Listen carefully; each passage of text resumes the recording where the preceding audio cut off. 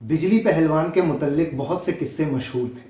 कहते थे वो बर्क रफ्तार है, यानी बिजली के मानिंद अपने दुश्मनों पर गिरता है और उन्हें वहीं भस्म कर देता है। मगर जब मुगल बाजार में मैंने उसे पहली बार देखा तो मुझे तो वो एकदम कद्दू जैसा लगा। एकदम बड़ा फुस फुस सा, बंद बंद ढीले, तोंद बाहर निकली हुई, गाल लटके हुए। अलबत्ता उसका रंग सुर्ख सफ़ेद था।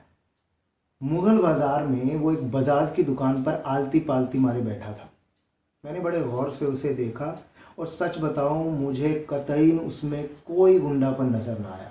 हालांकि उसके बारे में यही मशहूर था कि वो हिंदुओं का सबसे बड़ा गुंडा है।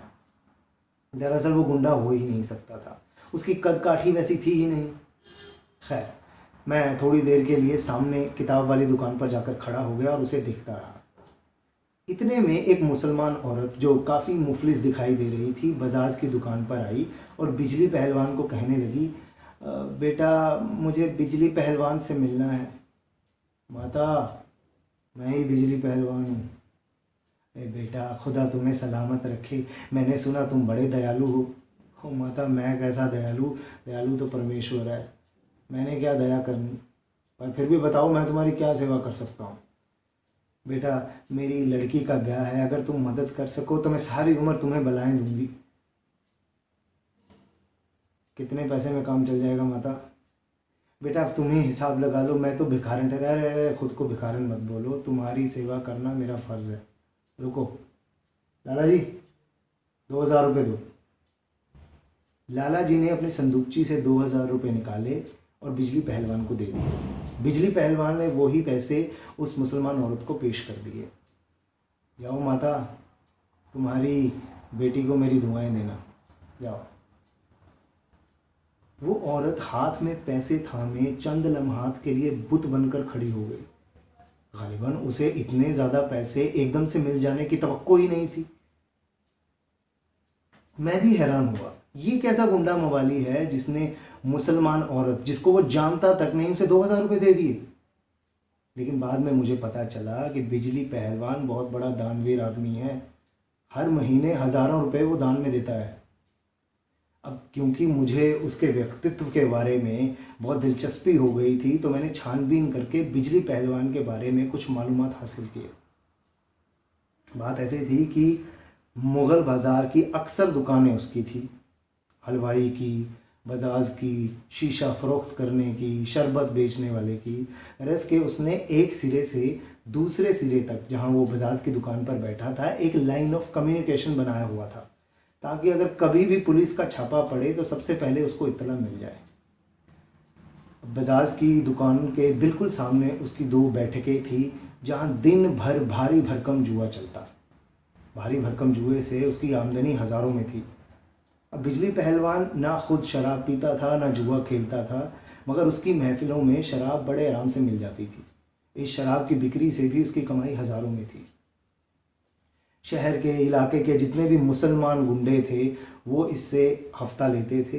हर महीने वो आते, बिजली पहलवान उन्हें कभी भी नाउम्मीद ना लौटाता क्योंकि पैसा उसके पास बहुत सारा था।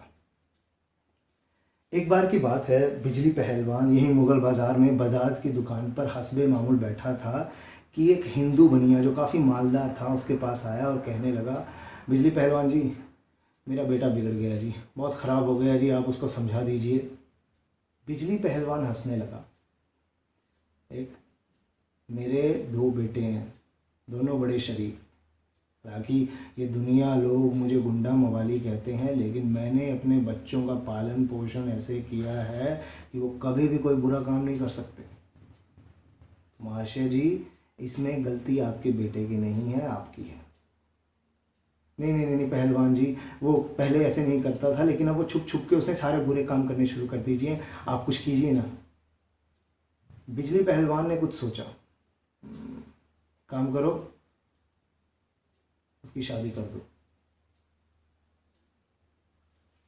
इस वाक्य को हुए हुए अभी 10-12 दिन ही हुए थे कि बिजली पहलवान एक खूबसूरत लड़की के प्यार में गिरफ्त हो गया।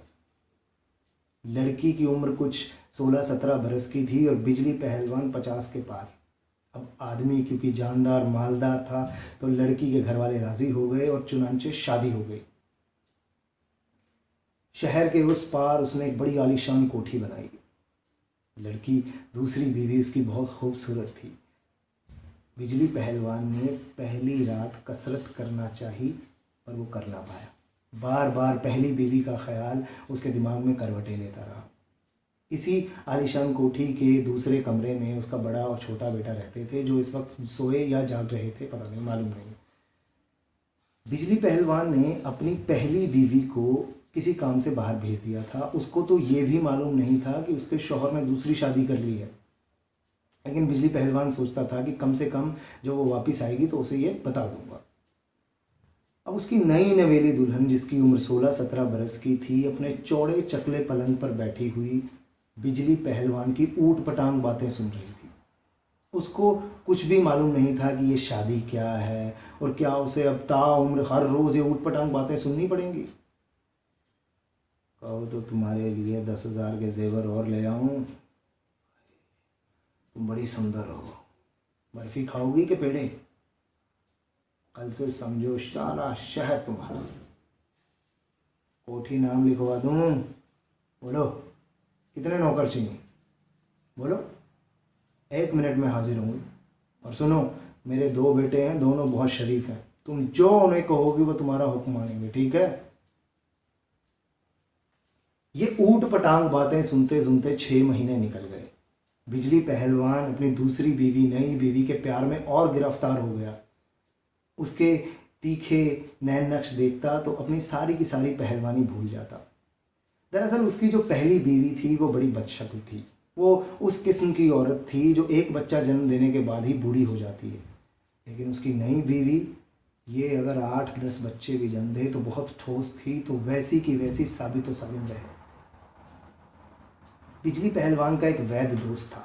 बिजली पहलवान उसके पास बहुत अक्सर आता जाता रहता था। एक दिन वैद्य ने उसे हौसला दिया कि अब तुझे किसी और तरद्दुद की ज़रूरत नहीं है, अब तू बिल्कुल सेहतमंद है, जा। बिजली पहलवान बड़ा खुश हुआ। घर जाते हुए उसने कई स्कीमें तैयार की।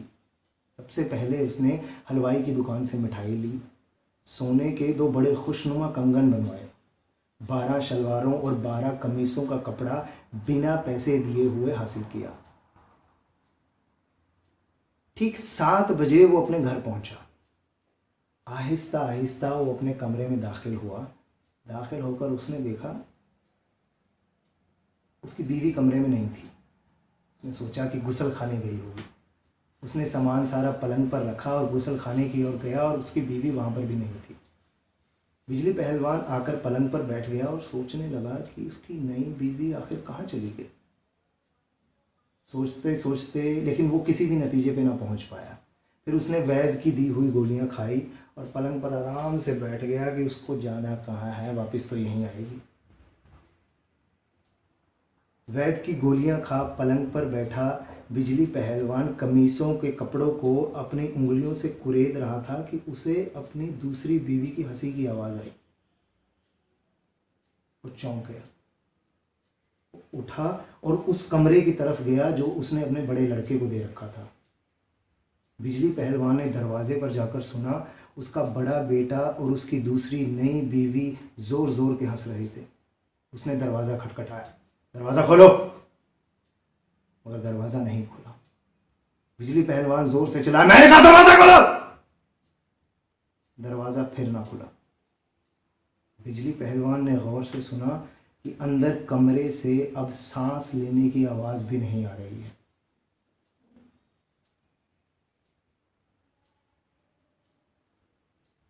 बिजली पहलवान अपने बड़े कमरे में गया और गुरमुखी ज़ुबान में एक रुक्का लिखा, जिसकी उर्दू में इबारत कुछ इस तरह थी,